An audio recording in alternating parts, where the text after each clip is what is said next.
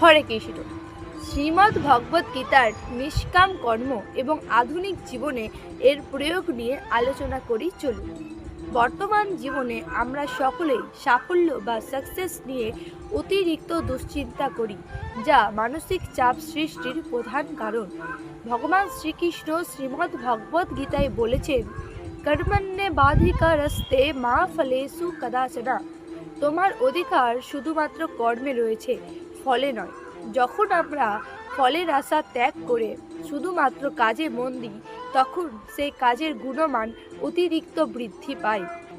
আসলে কর্মকে আমাদের জীবিকা হিসেবে নয়, সেবা হিসেবে দেখা উচিত। সাফল্য হোক বা ব্যর্থতা, উভয় ক্ষেত্রেই আমাদের শান্ত রাখা উচিত। শ্রীমদ্ ভগবদ গীতার এই জ্ঞান আধুনিক জীবনে অনেক প্রভাব ফেলেছে, যা আমাদের জীবনকে সুন্দর করে তোলে। হরে কৃষ্ণ, রাধে রাধে, জয় শ্রীরাম।